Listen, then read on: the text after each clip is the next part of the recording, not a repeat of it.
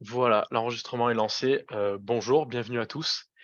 Aujourd'hui, pour ce webinaire, sur la destination Portugal je suis accompagné de Emeline qui va donc nous présenter, la destination. Emeline, je te laisse la parole et bon webinaire à tous. Donc bonjour, bonjour tout le monde, bonjour aux personnes présentes et puis aux personnes qui visualiseront ultérieurement le webinaire. Donc nous allons parler du Portugal et surtout, alors attendez, hop, ça ne veut pas marcher. Ah voilà. Donc le Portugal, une destination qui pourrait vous surprendre. Et donc, notre objectif aujourd'hui, c'est de vous offrir une autre perspective du Portugal et d'approfondir peut-être le côté surprenant que peut avoir cette destination. Donc, le Portugal, déjà, si on le repositionne un petit peu d'un point de vue géographique, donc, je ne sais pas si vous voyez ma petite flèche, donc c'est, voilà, le Portugal fait partie de la péninsule ibérique, et puis vous avez Madère, l'île de Madère, et puis l'île des Açores, qui font partie aussi du Portugal.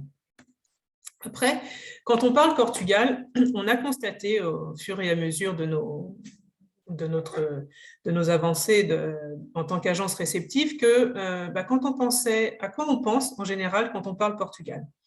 On pense Porto, Coimbra, Lisbonne, la vallée du Douro, l'Algarve pour le soleil, et puis Madère et les Açores pour la partie nature.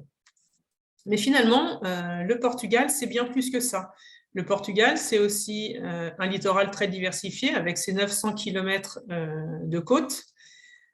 C'est aussi finalement 16 zones humides qui sont protégées. Donc, on peut avoir par exemple la Ria d'Aveiro, la Ria Formosa. On a ici l'estuaire du Sado, l'estuaire du Tage et bien d'autres.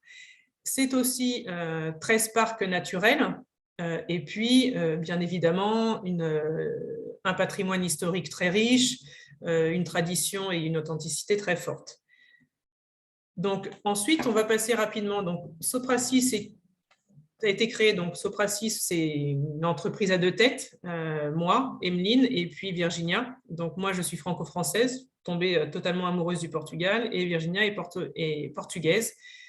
Qui est parti vivre 50 ans en France et qui finalement a eu besoin d'un retour aux sources. Donc, ce qu'on souhaite aujourd'hui, on partage la même passion pour les relations humaines multiculturelles et on a envie de faire connaître le Portugal autrement, hors des sentiers battus et de manière privée, personnalisée et sur mesure. Donc, pour nous, un voyage Sopracis, c'est quoi? C'est un voyage avec beaucoup d'échanges, parce qu'on croit à l'importance de partager des expériences qui sont riches en émotions. Une exclusivité, parce que c'est des voyages en petits groupes de 2 à 8 personnes, 2 personnes qui se connaissent. L'authenticité, ce qu'on recherche, c'est de montrer avec transparence et honnêteté l'authenticité du Portugal, de ses villages, des personnes et de la nature. C'est aussi la valorisation. On est là pour valoriser le patrimoine naturel et culturel du Portugal, mais aussi les hommes et les femmes qui la font vivre. Le tourisme durable, parce qu'on s'engage à contribuer au développement d'un tourisme chaque fois plus responsable.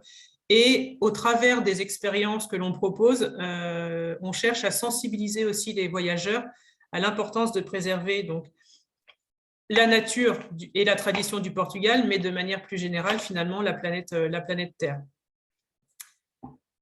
Et bien évidemment, la passion. Nous sommes, Virginia et moi, passionnés par le Portugal, passionnés par ce qu'on fait. On recherche des partenaires passionnés. Et donc, ce que l'on souhaite, c'est que nos clients voyageurs vivent finalement des expériences avec des personnes passionnées et passionnantes.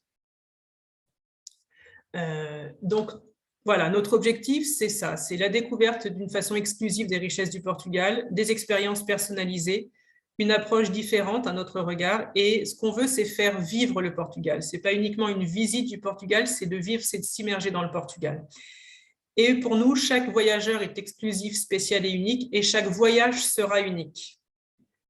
Donc, l'idée aujourd'hui, pour vous montrer un petit peu le côté surprenant du Portugal, c'est de vous montrer un programme que l'on a construit avec un groupe de 6 personnes, un programme hors des sentiers battus.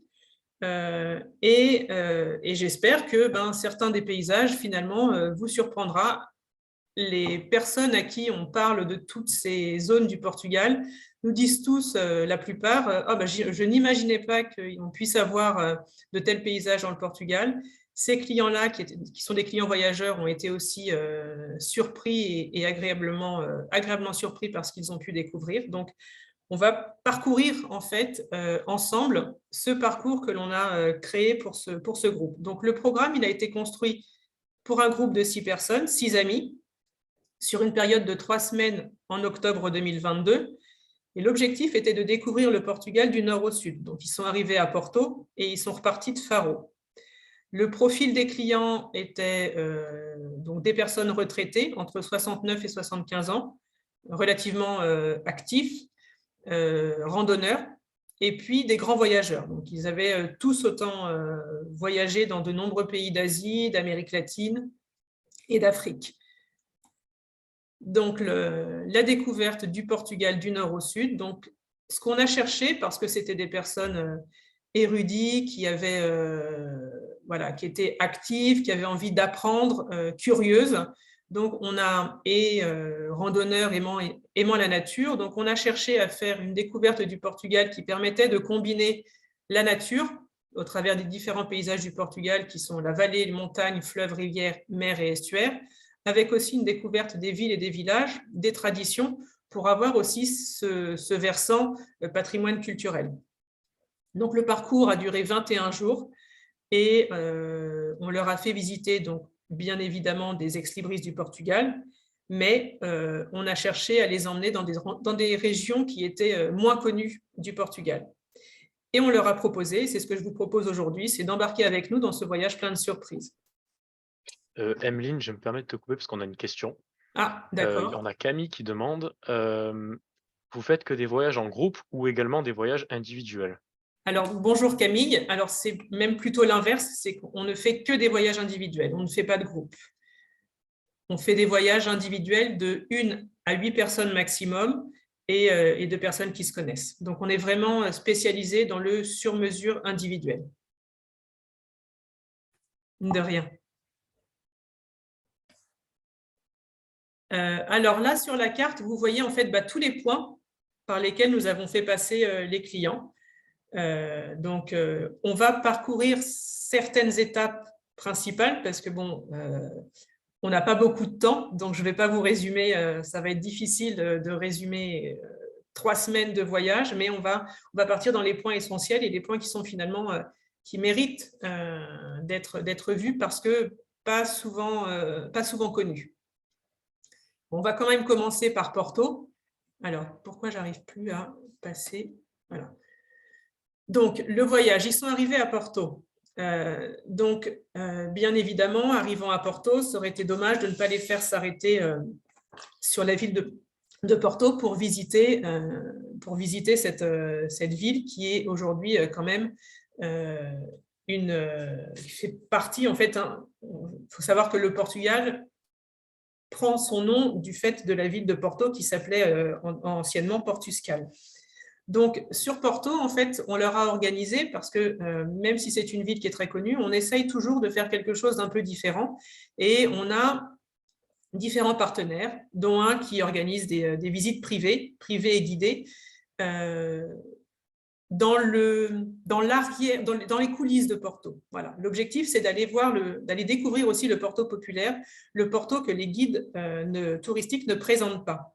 Et donc là, ça permet d'aller sentir l'âme de Porto et d'aller voir le côté ouvrier de Porto qui fait quand même l'histoire du Portugal et de Porto et de ne pas les oublier. On a aussi un partenariat avec une cave familiale où le guide, c'est pareil, ce ne sont que des guides privés, des visites privées et guidées, où là, on fait un saut dans l'histoire.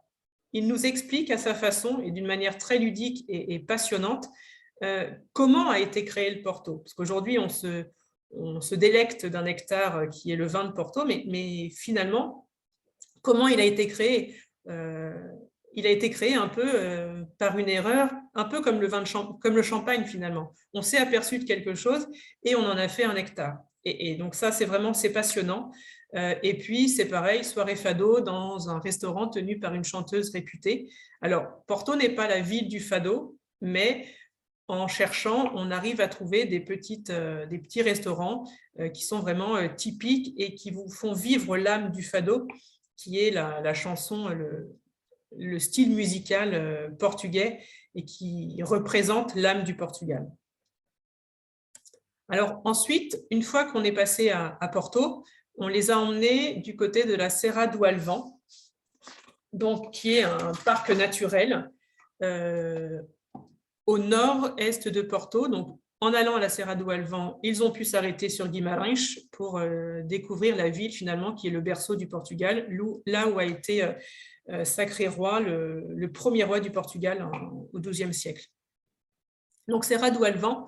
Alors voilà, la Serra do Alvão, c'est ce genre de paysage. Donc, on est sur un paysage qui est nature, avec encore une forte empreinte sauvage, traditionnelle et authentique. Pourquoi? Parce que la plupart des personnes qui vont chercher la nature au Portugal continental vont souvent dans le parc national du Peneda Gerês. La Serra do Alvão est à 1h30 au sud du Peneda Gerês et c'est un havre de paix et une zone vraiment, en termes de nature, magnifique. Donc là, c'est pareil. Alors, vous m'entendez souvent dire on a un partenaire, deux partenaires, parce que notre fonctionnement, on a des valeurs qui sont fortes. Avec Virginia, mon associée, on souhaite les respecter et on recherche des partenaires qui ont les mêmes valeurs que nous. Donc, on a très peu de partenaires. Si on n'arrive pas à trouver un deuxième partenaire dans une zone qui va partager nos valeurs, on préfère n'en avoir qu'un seul, mais avec lui, on sait que nos clients seront traités comme nous les traiterions et qu'ils découvriront vraiment l'authenticité et le Portugal tel que nous, on veut le faire découvrir et qu'ils ont la même passion que nous pour le Portugal et la région qu'ils présentent. Donc, dans la Serra do Alvão, on a proposé en fait une randonnée privée et guidée pour aller à la découverte de la nature, de la tradition et de la gastronomie. Donc là, ça a été une journée complète avec 2 volets, une découverte un petit peu de la tradition de la marronnaise, de la vache marronnaise, qui est vraiment la vache typique de la région, et puis ensuite une randonnée plus en pleine nature pour aller jusqu'aux fameuses cascades de Fisgas de Hermelo, qui est un peu l'ex-libris de la région. Donc, je vous laisse un petit peu admirer les photos. Donc, de la Serra do Alvão, en fait, on est ensuite passé dans la vallée du Douro. Donc, on est redescendu dans la vallée du Douro. Vallée du Douro, patrimoine mondial de l'UNESCO, je pense que tout le monde connaît. Et c'est pareil, on essaye de proposer quelque chose de différent, en tout cas avec des partenaires qui sont des enfants du pays, qui connaissent parfaitement la région et qui vont vous emmener dans des vignobles familiaux qui ne sont pas forcément ouverts au public. Donc, on a différentes manières de faire découvrir la vallée du Douro. Là, en l'occurrence, il y a eu une découverte. Ce qu'on aime, c'est la découverte selon différentes perspectives. C'est-à-dire que quand vous êtes en randonnée et que vous allez sur des points de vue, vous avez cette vue un petit peu où vous vous sentez grand parce que vous voyez la vallée, vous voyez le fleuve depuis en haut. Et donc, vous avez une vue panoramique sur toute la vallée. Et puis, on a aussi un partenariat pour faire des croisières en bateau avec déjeuner dans un vignoble de renom. Et là, vous êtes vous êtes en bas et vous voyez la vallée d'en bas, vue d'en bas vers le haut. Et là, vous avez encore une autre perspective parce que c'est là où on prend conscience du travail acharné que l'homme a eu pour réussir à faire toutes ces cultures en escalier. Ça date de plus de 2000 ans et donc c'était à la force des bras. Donc c'est assez impressionnant et c'est magnifique. Et chaque saison a sa beauté en plus parce que vous allez au printemps, c'est tout vert. Vous partez en automne, c'est des couleurs qui sont flamboyantes parce que les vignes deviennent rouges, oranges. Donc chaque saison a vraiment sa particularité.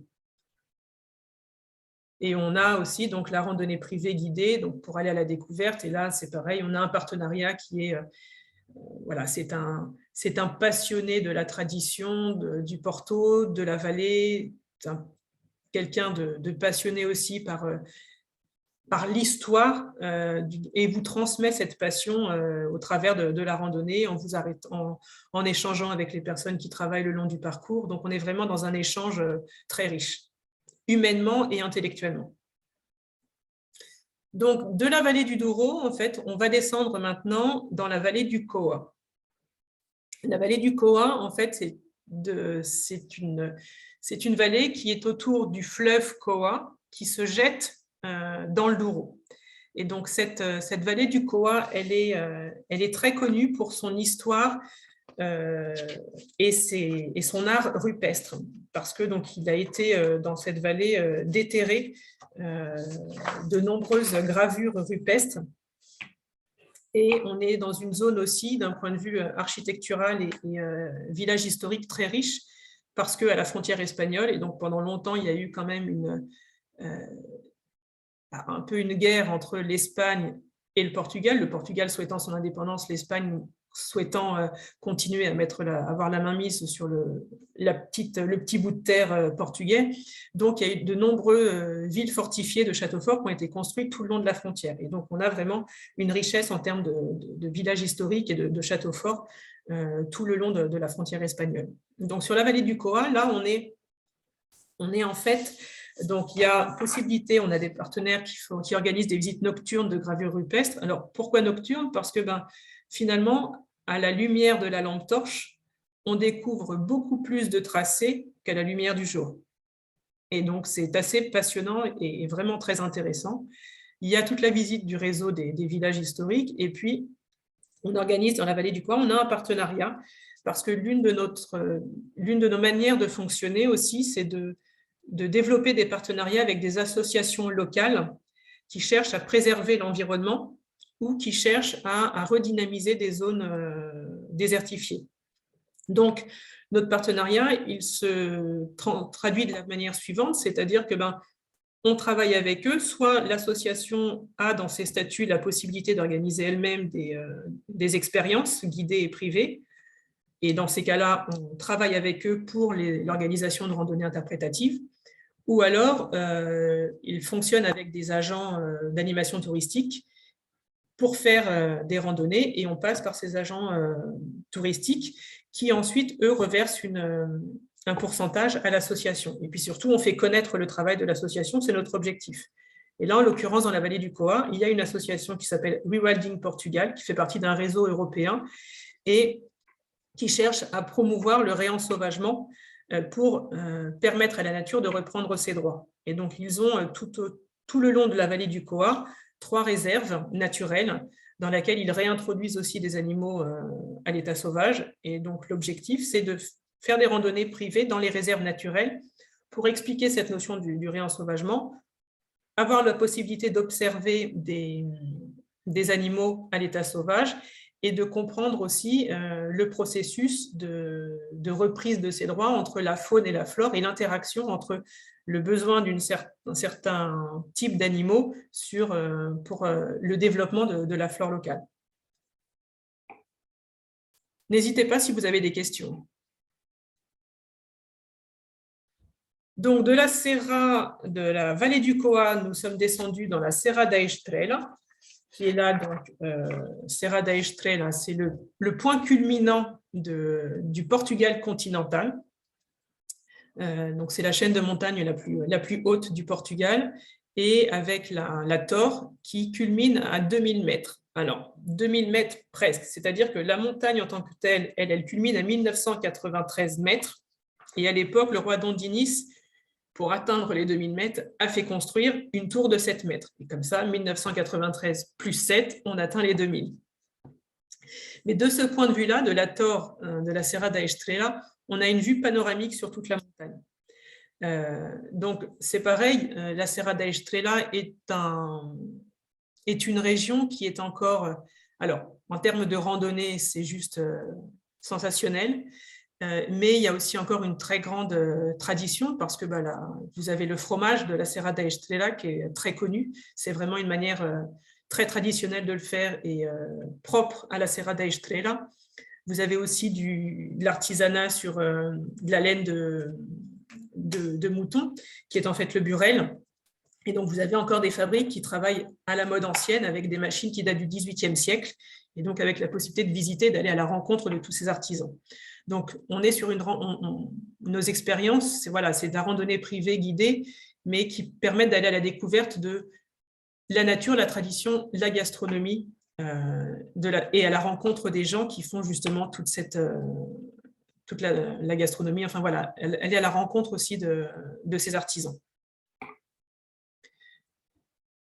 Donc après toute cette partie quand même très intérieure, à l'intérieur du pays et plus montagneuse, nous avons décidé de faire une petite halte sur le littoral. Donc on les a amenés à Aveiro.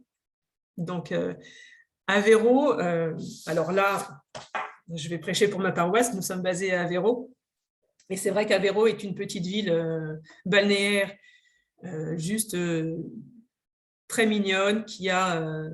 Aveiro en tant que tel, il y a une forte relation avec l'eau parce que vous avez la mer à 10 minutes et puis il y a la Ria d'Aveiro, donc qui est en fait la rencontre entre l'eau douce et l'eau de mer. Et donc il y a une Ria en bande de terre qui s'étend de 45 km du nord au sud autour d'Aveiro. Ça fait partie des zones humides protégées. Et vous avez une faune et une flore très très riches. Et c'est un grand passage des oiseaux migrateurs. Donc, il y a de l'expérience d'observation d'oiseaux importante. On est à une demi-heure des premières montagnes qui font partie de la région d'Aveiro. Donc, vous avez là aussi possibilité de faire des randonnées avec randonnées en pleine montagne. Alors, on n'est pas sur des montagnes en altitude très élevée. On doit être aux alentours de maximum de 1000-1200 mètres. Mais cependant, ça donne pour faire des randonnées pour aller suivre des levadas, être plutôt dans des zones un peu bosquées et atteindre des cascades. Et Serra do Caramulo, vous avez quand même des vues panoramiques. Et ce qui est super, c'est que quand vous arrivez sur le point culminant d'une des montagnes, quand le temps est dégagé, vous voyez jusqu'à la mer. Donc là, sur Aveiro, l'expérience qu'on leur a proposée, c'est aussi justement, on travaille avec une association locale qui œuvre pour la protection de l'environnement et la préservation de la nature. Et donc, c'est une association qui travaille beaucoup sur Aveiro, parce qu'ils sont basés là, et qui ont, eux, à l'inverse de Rewilding, une autre approche qui est de redonner place à la nature pour laisser les animaux revenir. Et donc là, on fait des expériences aussi, des randonnées interprétatives d'observation d'oiseaux avec eux. Et puis, bien évidemment, c'est la rencontre d'artisans qui sont passionnés par leur art, céramique, le riz et puis le sel. Alors, après ce petit saut littoral, on repart un peu en montagne. Alors, pour aller jusqu'à la Serra de Lausanne, on a proposé de les faire s'arrêter à Coimbra pour aller visiter l'université, qui était la toute première université créée au Portugal par le roi Dom Dinis. Et ensuite, donc, passage à la Serra de Lausanne, donc où là, on est dans une ambiance village de schiste. Donc, on est sur une zone où c'est ici, à la Serra de Lausanne, qu'en 2000... dans les années 2000, un programme de réintroduction du cerf a été mis en place. Donc, il y a aujourd'hui cette possibilité d'observer les cerfs à l'état sauvage et de rentrer finalement avec notre partenaire à l'intérieur de la Serra de Lausanne, qui est assez magique parce qu'on y va au lever du soleil. Et vous avez donc toute une zone, une forêt un petit peu, on a l'impression que c'est la forêt de Sherwood. Voilà, c'est plein de mousse, enfin, c'est vraiment superbe. Et puis avec le soleil, quand le soleil se lève et la luminosité qui entre dans la forêt, c'est assez impressionnant. Et tous ces villages de schiste font partie d'un réseau qui s'appelle justement le réseau des villages de schiste, qui a été redynamisé pour pouvoir faire justement renaître un petit peu ces villages qui étaient totalement à l'abandon. Alors aujourd'hui, beaucoup de villages survivent essentiellement du fait du tourisme et donc vivent de manière ponctuelle tout au long de l'année en fonction des arrivées des touristes. Mais certains villages ont encore des habitants. Et donc, c'est assez sympathique et agréable d'aller à leur rencontre et de pouvoir discuter avec eux. Retour là sur le littoral. Alors, c'est pareil entre Serra de Lausanne et Óbidos. On leur a proposé de faire une pause nature, entre guillemets, pour rentrer dans le patrimoine culturel du Portugal. Parce que quand vous allez entre Serra de Lausanne et Óbidos, vous passez par des zones telles que Alcobaça et puis Batalha, qui sont des monastères protégés par le patrimoine mondial de l'UNESCO. Et puis, vous passez par Tomar aussi, la fameuse cité des Templiers. Donc là, on est rentré vraiment dans la partie très, très culturelle. Et Óbidos, donc Óbidos, c'est un village médiéval qui est vraiment très bien préservé. Alors, lui, il est victime de son succès. Il y a énormément de monde. Donc, il est préférable des fois d'y aller plutôt tôt le matin ou en fin de journée. Mais ce qui est assez intéressant et ce qui est assez peu connu aussi, c'est qu'à côté d'Óbidos, vous avez une lagune qui s'appelle la Lagoa de Óbidos, qui est aussi une réserve où vous avez plus de 175 espèces d'oiseaux référencées, avec toute une histoire sur la pêche au couteau. Et donc, on a possibilité d'organiser des randonnées interprétatives privées et guidées dans la lagune d'Óbidos aussi, pour sortir justement de la confusion du village médiéval d'Óbidos. Alors maintenant, on va rentrer... Alors, lors de ce séjour du côté d'Óbidos, on a pu aussi faire visiter les îles Berlinga en privé à nos clients, qui est en fait une formation rocheuse de granit rose au large de Péniche, et qui est une zone protégée parce que c'est une zone de nidification de nombreux oiseaux. Et donc, c'est une zone qui, aujourd'hui, il y a des quotas. Donc, on ne peut pas y aller autant qu'on veut. Elle est protégée, il y a des quotas quotidiens, et donc il faut s'inscrire et payer une taxe pour pouvoir aller sur cette île, ce qui permet de pouvoir la préserver. Alors après, l'Alentejo, donc là, l'Alentejo, on part dans une zone qui est moins explorée. Sur l'Alentejo, on a proposé à nos clients de passer, donc on les a emmenés du côté de Monsaraz. Et alors, ils connaissaient Lisbonne, donc c'est volontairement, comme ils connaissaient Lisbonne, on ne les a pas emmenés à Lisbonne. Et on est passé tout de suite vers l'intérieur du pays. Et donc là, ils sont passés par différents villages, tels que Arraiolo-Lage, qui est la capitale du tapis. Les tapis d'Arraiolo-Lage sont très connus et considérés comme des œuvres d'art, fortement inspirés des invasions arabes. Ils sont passés par Évora aussi, qui est quand même donc la ville de l'Alentejo classée au patrimoine mondial de l'UNESCO, pour arriver donc jusqu'au barrage de Monsaraz. Donc là, vous avez justement en photo les fameux tapis de Arraiolo-Lage. Donc sur cette étape-là, en fait, on leur a proposé donc l'observation nocturne du ciel, parce que vous avez un observatoire Dark Sky qui est référencé comme étant une zone d'observation du ciel réputée par l'organisme Dark Sky. Et puis, donc, bien évidemment, rencontre avec des artisans passionnés et passionnants pour la partie, justement, des tapis. Et puis, c'est une zone où il y a énormément de villages très authentiques. Après, donc on est reparti un peu sur le littoral pour aller voir donc la route Vicentine, parce que donc le brief des clients était, voilà, il y avait dans le groupe de 6, il y avait un couple qui voulait absolument descendre dans l'Algarve. Donc après, il a fallu accélérer parce que 3 semaines, ça passe vite. Donc il y a eu sur la fin du séjour un peu plus de kilomètres pour aller d'un point à un autre. Donc la route Vicentine, là, on est sur un parc naturel aussi, qui représente plus de 700 km de randonnée, de sentiers de randonnée. On est sur toute la côte ouest. En fait, on va depuis Vila Nova de Milfonte, donc un peu au sud de Lisbonne, jusqu'à la pointe la plus à l'ouest du Portugal, le Cap Saint-Vincent, où là, vous avez différents types de parcours. Donc, le parcours dit le sentier des pêcheurs, qui vous emmène vraiment, en fait, tout le long de la côte. Donc, vous avez là observation des plages avec différents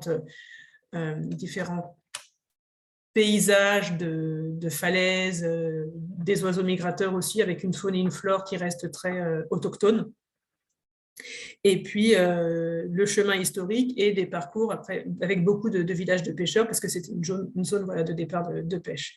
Et jusqu'au Cap Saint-Vincent, avec donc Sagres, qui était vraiment le... Donc là, la Sagres était une des zones, finalement, qui a été très fréquentée par Henri le Navigateur, qui a été le prince qui a donné au Portugal, qui a permis au Portugal de devenir finalement le premier découvreur à l'époque de découverte. Donc là, c'est de la randonnée privée guidée le long du sentier des pêcheurs, mais avec aussi rencontre d'artisans et de villageois. On est ici sur une zone qui peut se faire plus facilement en autonomie. Et après, donc, l'Algarve.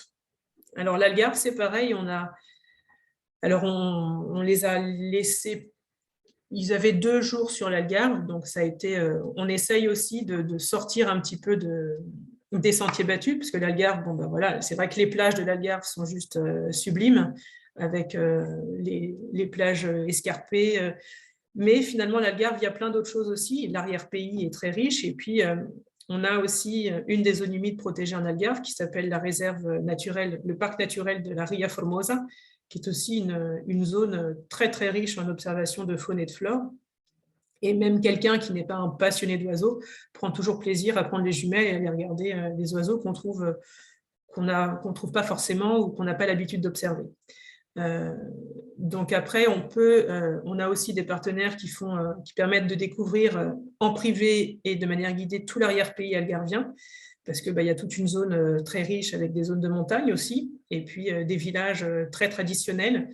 C'est pourtant toute la côte a perdu un peu de son authenticité, à l'exception de la côte est, qui reste encore relativement authentique. Mais l'intérieur du pays, lui, est resté vraiment très authentique avec beaucoup de production d'oranges, d'amandes, d'olives, encore beaucoup d'artisans et qui sont finalement dans des villages, voilà, c'est juste sublime, avec en plus un point un peu culminant parce qu'on est un peu en altitude et donc on a une vue sur la mer qui reste assez impressionnante. Et puis, bien évidemment, parce que dans cette zone, observer aussi la côte, mais depuis la mer, ça donne une autre perspective. Donc, on leur a organisé une croisière en privé pour découvrir les formations rocheuses de la côte de Lagos. Alors, il y a les fameuses grottes de Benagil, qui sont les grottes les plus connues et la photo qu'on trouve sur tous les réseaux sociaux. Mais il y a de nombreuses autres grottes qui valent aussi fortement le détour. Donc, voilà un petit peu le parcours. Alors maintenant, on a trouvé que c'était intéressant aussi de vous mettre justement des exemples de témoignages qu'on a reçus en retour suite à ce voyage par ce groupe de 6 justement, parce que pour nous, c'était très valorisant parce que ça a vraiment répondu à ce qu'on voulait. On voulait leur faire découvrir un autre Portugal et pour des gens qui ont été habitués à voyager, finalement, ils nous ont dit eux-mêmes, ils ne s'attendaient pas à ce que le Portugal puisse avoir une telle offre. Donc, pour sortir des sentiers battus, nous conseillerons Sopraci. Très beau voyage avec beaucoup de belles découvertes. Les paysages sont très variés. Un pays resté authentique en grande partie, de très beaux paysages différents et très variés. Je qualifierais notre voyage de riche en découvertes et je dirais à qui veut l'entendre qu'il faut bien 3 semaines pour bien s'imprégner et en profiter et non 1 semaine comme beaucoup pensent. Ça nous a fait très plaisir. Je retiendrai la beauté des paysages et la gentillesse de ceux qui nous ont accueillis. Voilà, donc, et puis juste, donc, ce voyage a été conçu conjointement avec les clients, totalement adapté à leurs envies, leurs centres d'intérêt et leurs attentes. Donc, on était vraiment dans du 100% sur mesure. On a beaucoup échangé avec un des messieurs du groupe, des échanges continus et on a presque co-construit le voyage avec eux. Et puis, ce parcours a déjà inspiré des nouvelles demandes, mais qu'on a complètement réadapté aux attentes parce que là, les clients, eux, souhaitent une découverte. On est parti de l'idée du Portugal du nord au sud pour finalement aboutir à un nouveau voyage qui est la découverte du Portugal du sud au nord, mais cette fois-ci avec une dominante littorale. Merci beaucoup pour votre attention et puis n'hésitez pas si vous avez des questions.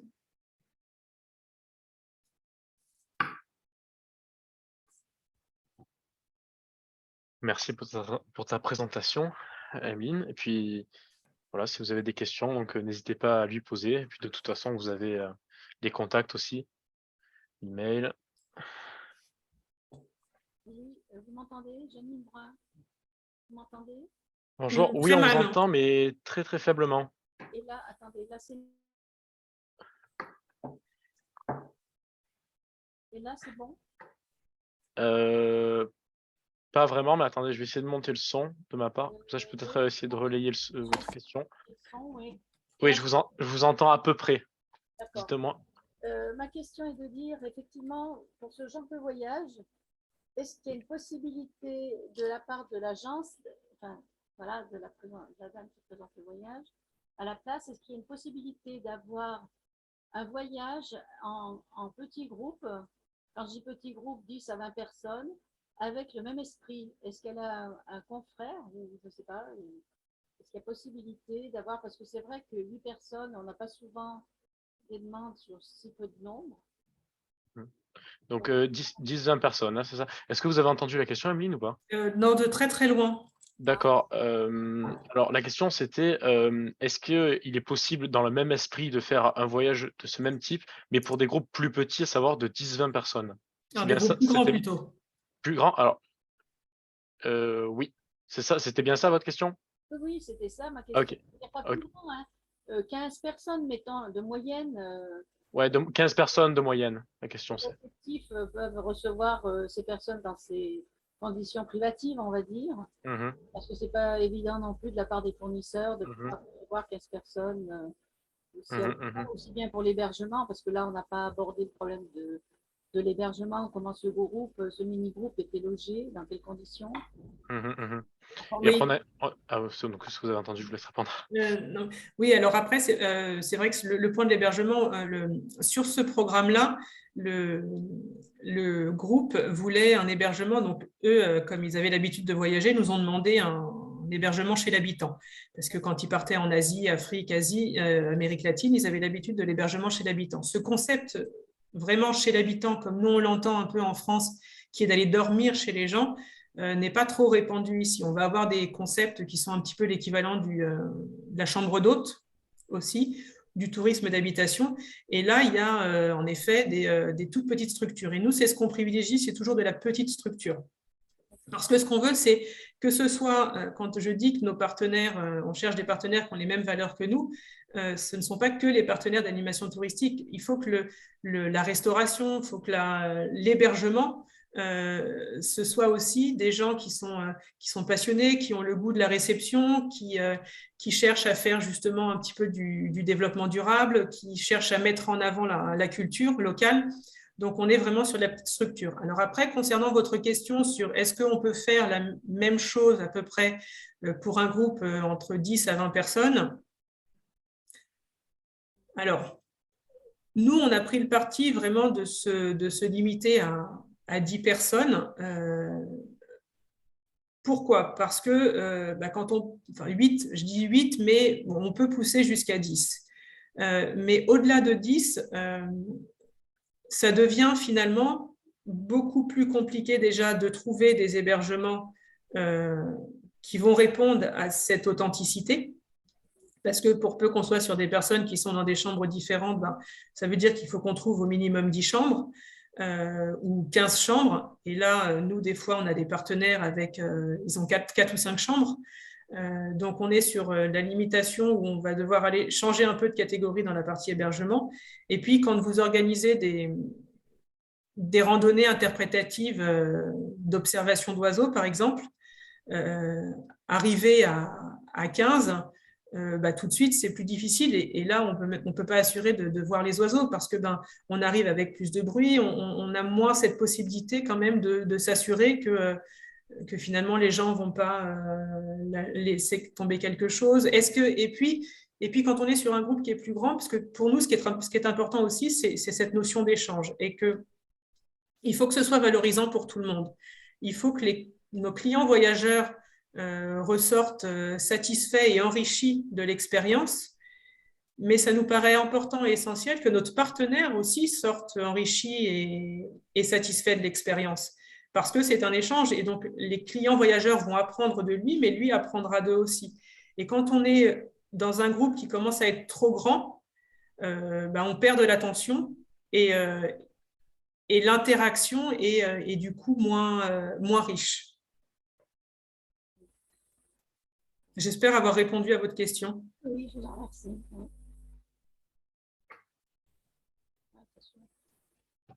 N'hésitez pas si vous avez d'autres questions. Non, mais 3 semaines, c'est sûr que je vous avoue que j'ai jamais eu une demande sur 3 semaines. Hein. Oui, mais mais le Portugal, c'est assez rare d'avoir des demandes sur 3 semaines. Ah aussi, d'accord. Donc vous me rassurez. Oui, oui. Alors là, on en a eu une autre pour le mois d'août, justement, donc ce fameux programme qui a été finalement retransformé.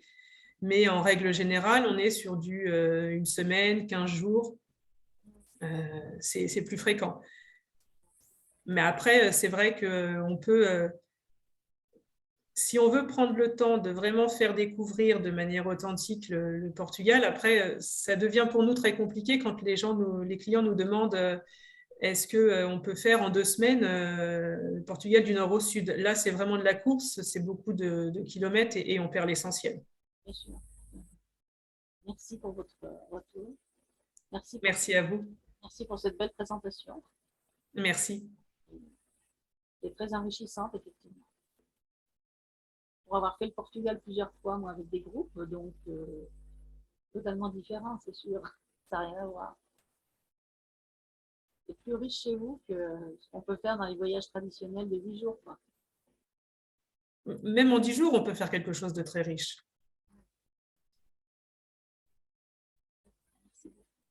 C'est notre vision du Portugal. C'est le Portugal qu'on veut faire découvrir. Celui, justement, qui est un peu moins, qui est aujourd'hui moins connu, mais qui est passionnant, qui est magnifique. Et je pense que vous devez l'entendre, mais Virginia, mon associée, est pareil.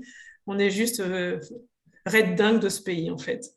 Il a plein de trésors et de pépites qui ne demandent qu'à être découvertes et admirées par ceux qui veulent prendre le temps.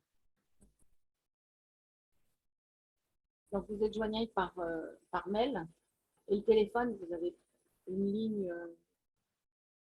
Je vous entends très très mal, je vous entends de très loin. Oui. On vous demande pour le téléphone. Voilà, c'est la ligne téléphonique, elle est du Portugal, quoi. Il n'y a pas.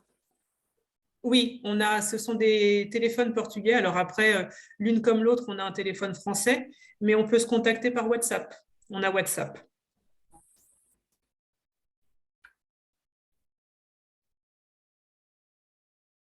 Merci pour la présentation. C'est vrai que voilà, moi je suis très content parce que je suis un peu dans le même esprit que vous. Je fais que du sur-mesure et j'avais une demande. Moi, je ne connais pas le Portugal. Je n'ai jamais eu l'occasion de partir. Et j'ai eu une demande le mois passé justement pour un séjour sur le Portugal. Donc j'ai cherché un réceptif que je n'ai pas trouvé pour faire du sur-mesure. J'ai fini par le créer moi-même, le voyage complet. Donc voilà, bon, ça rejoint un peu ce que vous avez fait. Bon, c'était pas 3 semaines, c'était un peu plus de 2 semaines. Il y avait toute une partie, une première partie vélo sur la côte de Porto, jusque j'ai plus le nom en tête, voilà, avec le portage des bagages. Et après, je les ai fait passer par l'intérieur, tout ça. Bon, ils ont décalé, là, le voyage a été décalé sur 1 an. Comme c'est le cas de beaucoup de personnes en ce moment, un peu là, les budgets sont un peu serrés. Et en tout cas, voilà, j'ai eu l'occasion, comme je l'ai créé entièrement moi sur mesure le voyage, de creuser, d'aller chercher les informations et je suis content parce que voilà, ça rejoint beaucoup de choses que vous avez présentées là. Et je vais garder précieusement vos coordonnées parce que c'est clair que je ne connaissant pas le Portugal avant, ne s'y étant pas spécialement penché non plus. C'est vrai que je ne connaissais pas tout ça et c'est vraiment très riche et ça donne qu'une envie, c'est de créer justement des voyages comme ça sur mesure sur cette destination. Quoi. Super. Et autre que les îles, en fait, parce que c'est vrai que quand on commence à chercher sur des voyages, on trouve que les îles, en fait. Mais l'intérieur du pays, on trouve très peu de choses. Quoi. C'est ça, c'est ça. Et en fait, aujourd'hui, Alors, les Açores et Madère sont magnifiques, hein. J'ai fait Madère, j'ai Oui, fait ça, je les dis pas Açores, le, je dis pas le contraire, mais c'est vrai qu'on c'est trouve que juste ça, quoi. C'est sublime. que ça qui est mis en avant. Mais le Portugal continental, la nature du Portugal continental n'a rien à envier aux Açores et à Madère. Tout à fait. Et ce que j'ai fait, moi, je suis parti à l'ambassade, en fait, à Paris, au Portugal, parce que l'Office du tourisme du Portugal est dans l'ambassade, pour voilà, avoir un peu plus d'informations, récupérer de la documentation.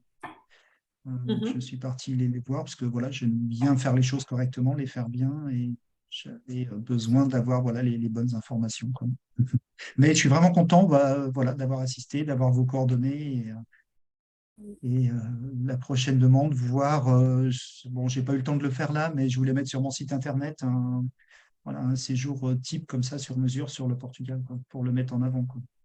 D'accord, bah, avec grand plaisir, on peut en discuter pour après vous, vous aider et, pour vos clients voyageurs, organiser des voyages qui sont 100% sur mesure. C'est vrai que ça, c'est un point qu'on n'a pas beaucoup abordé, mais pour nous, le sur mesure est primordial. Et quand on a une demande, ce qui nous importe, c'est vraiment de pouvoir échanger, donc soit avec le client, quand c'est une demande en direct, soit avec l'agence, quand ça passe par une agence. Idéalement, quand on a la possibilité d'avoir une réunion tripartite, c'est encore mieux parce que en fait, ça nous permet de Encore mieux, tout sentir à fait. aussi les besoins du client. Et puis après, on reste sur un contact en direct avec l'agence. Et puis, on est vraiment, on travaille en étroite collaboration. Pour nous, en fait, avec Virginia, on a un passé de responsable de zone et directrice des opérations et on développait des réseaux de distribution, de partenariat. Et donc, pour nous, la notion de partenariat, elle est vraiment primordiale. Donc, c'est un partenariat qu'on a avec les agences de voyage. Et donc, ensemble, on va créer, on va collaborer pour faire le voyage qui plaira à votre client, enfin, à notre client commun, mais ça reste le vôtre. Mhm. Et, et on s'adapte aussi à votre façon de travailler. C'est-à-dire qu'après, si quand on va commencer à travailler, nous, sur un peu une ébauche, mais si on a un doute, on échange immédiatement avec vous, en fait, pour s'assurer qu'on est sur la bonne voie et qu'on a bien compris ce que votre client veut, parce que c'est vous qui le connaissez le mieux, en fait. C'est vous qui avez eu plusieurs contacts et c'est ce que Thomas dit toujours de Together, et il a complètement raison, c'est que en fait, c'est vraiment un trio gagnant. C'est-à-dire que le client sait exactement ce qu'il veut. Vous connaissez parfaitement, vous connaissez très bien votre C'est pas client. toujours, hein. Ça, c'est C'est pas vrai. toujours. Des fois, C'est pas faux. C'est pas faux. On va dire que le client sait ce qu'il veut, le client voyageur. Vous connaissez votre client et puis vous êtes proche de lui. Et nous, on connaît le terrain. Et donc, ensemble, à tous les trois, on doit être capable de répondre et de créer quelque chose qui soit vraiment, qui réponde aux besoins, pleinement aux besoins du client, pour qu'il ressorte avec quelque chose, voilà, qui repartent après du pays avec des étoiles dans les yeux et à se dire, ouais, j'ai vraiment fait un truc superbe. complètement, mais je vous rejoins complètement. Moi, je fais du réceptif réunion parce que j'ai vécu longtemps là-bas.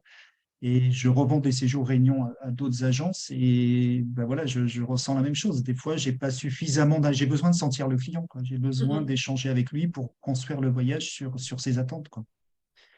Et, euh, et c'est vrai, quand c'est possible de faire la réunion à trois, c'est quand même beaucoup mieux, quoi.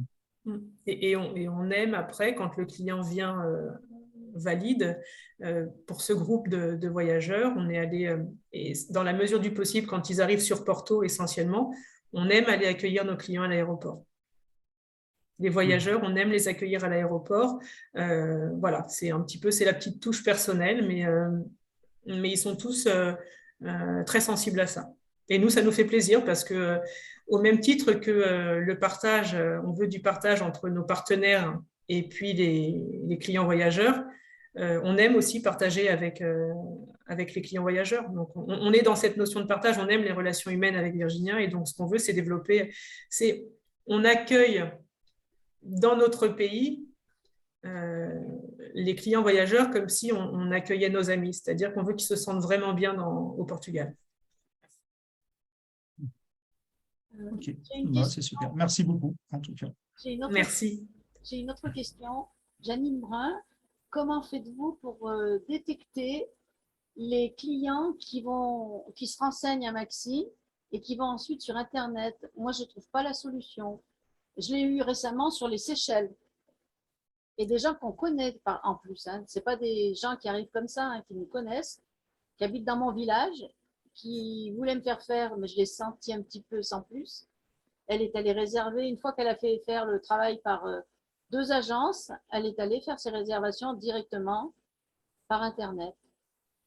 Avez-vous une solution pour détecter les clients? Parce que si on fait une réunion à tripartie, bon, je sais qu'ils n'ont pas les contacts, c'est vrai, mais ça leur donne des idées, puis après, ils vont faire de l'à peu près. Voilà, je voulais savoir comment vous faites pour détecter des clients qui veulent avoir un maximum d'informations et qui vont réserver par ailleurs. Alors ça, je dirais que malheureusement, je ne sais pas s'il y a vraiment une technique pour s'en apercevoir.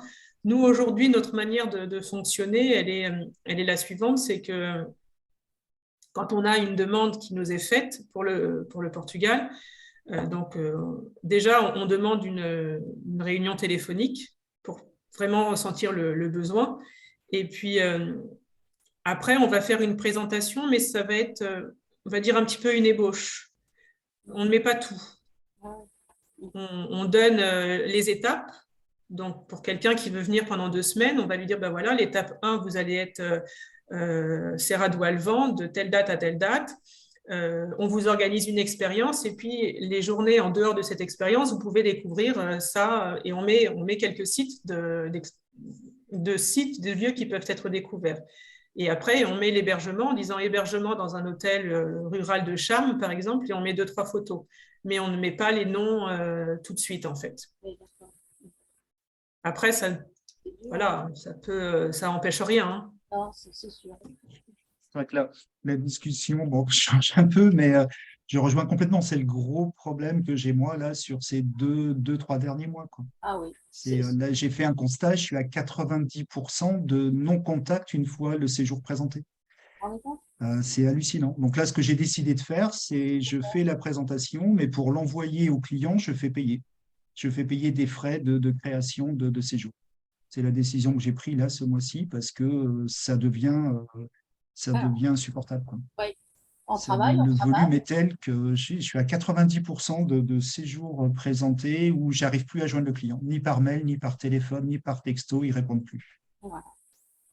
Et ça, donc, oui, je sais qu'il y a quelques agences à Paris qui font payer, je crois, 150 €, quelque chose comme ça, et rembourser s'il y a la commande. Mais même s'ils payent 150 €. Rembourser s'il y a le voyage qui est signé après. Voilà. Ouais, c'est ça. C'est faible parce que pour ça, s'ils montent eux-mêmes leur voyage, c'est pas 150 €. Vous voyez ce que je veux dire? Ça correspond pas. Bah, ouais, j'ai essayé ça, mais c'est clair que je ne peux pas continuer comme c'était là, quoi. Comme ces derniers mois, là, c'est pas possible de continuer comme ça, quoi. Il y a trop de demandes dans le vide, quoi. Ouais, bon, écoutez, c'est vrai que ça s'adapte pas forcément qu'au Portugal. Hein. C'est tous les voyages que présentent toutes les heures. Hein. Voilà. Ah, c'est tout. Et moi, je fais partie du CEDIV, hein, donc on est 250 agences sur toute la France. J'ai échangé avec des collègues en Bretagne ou sur Bordeaux. Ils ont le même souci, quoi. Ah ouais. Ils ont le même souci. Donc, c'est pas. Moi, je suis dans le sud de Paris. Moi, je suis sur le web. J'ai pas d'agence physique, mais je suis localisé dans le sud de Paris. Et voilà, c'est un phénomène un peu.